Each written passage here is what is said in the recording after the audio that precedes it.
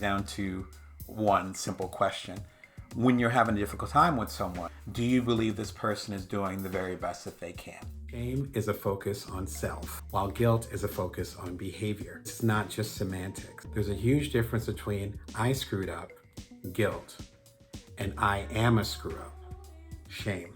The former is acceptance of our imperfect humanity. The latter is basically an indictment of our very existence. One thing I've learned over the past decade is that fear and scarcity immediately trigger comparison. And even pain and hurt are not immune to being assessed and ranked. What she talks about with a gold-plated grit is with us looking back at something that we went through, something that was a really big hardship in our life, and particularly when we're talking to other people, we romanticize it in a way where it wasn't that hard. Walk inside your story and own it, or you stand outside of your story and hustle for your worthiness.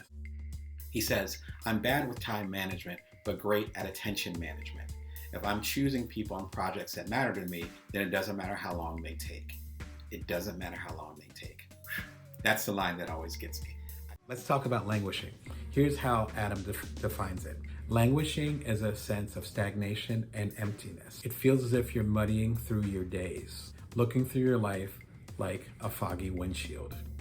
So it's that space between stagnation and emptiness. When I talked with him, he said one of the most common things that he found in successful workplaces is that they called their community family. They called their employees family, they called the supervisors family, they've called the founders family. To put in Adam's words, even families, and especially families, tend to be dysfunctional. So that was concerning to him. But he also found, again, this to be common in the most popular and the most successful workplace. This is what Seth Godin says. The more people trust you and pay attention to you today than since 6 months ago.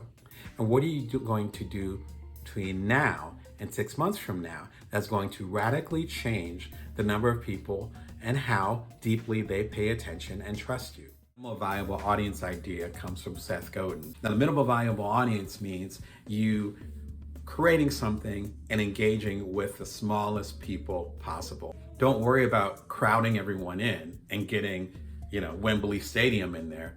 Focus more on the individual. What are 2 indicators to know when to stop and when to keep going? Number 1, you need to ask yourself, has someone else done something similar to this? Doesn't have to be the same thing, but something similar. If other people have been on the same path, and again, if you don't know them in person, you probably know them at the library, what were the signals? And this is what he said.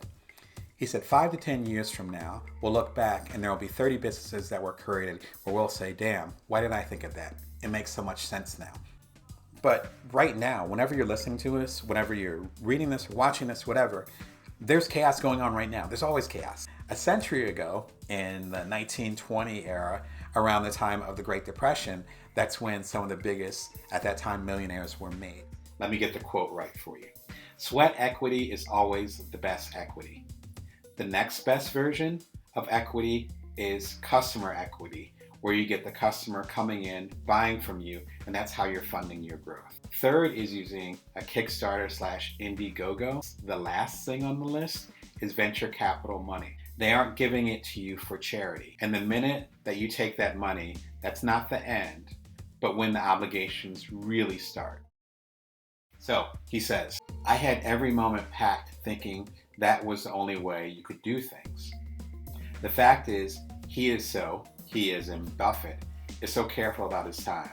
He has days there's nothing going on. Again, Gates felt like he had to pack his time. Then he looked at Buffett's calendar, and Buffett is probably like 20 years his senior.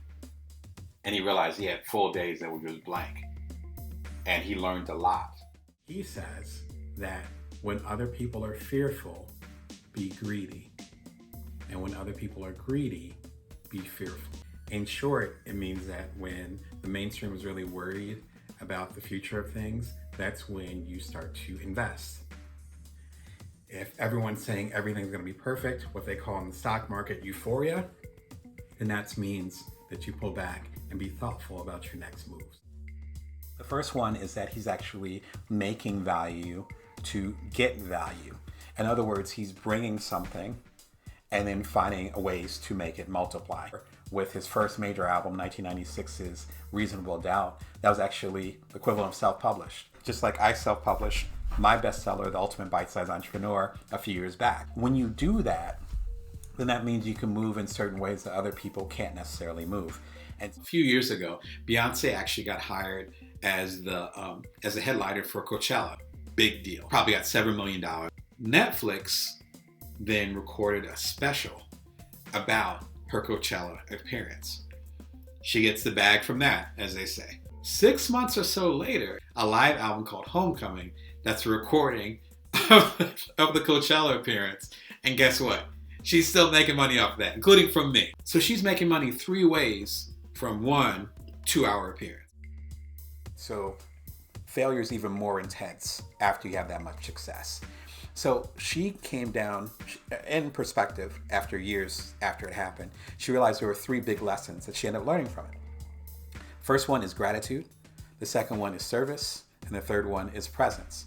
And we're talking about Brene Brown, the social scientist. And we're talking about how you're going to let people down. And that's okay. That's actually part of the process. And she talks about how she learned this from Oprah Winfrey. So we're talking about 2 powerhouses that are having a discussion. Here's what Oprah said to her. Do not think you can be brave with your life and your work and never disappoint anyone in it. It doesn't work that way. That is powerful. Brene says that she, according to her book, she actually put this quote on her wall, right? So she's killer with the quotes. If this quote is on her wall and her office, then you know it's some serious stuff.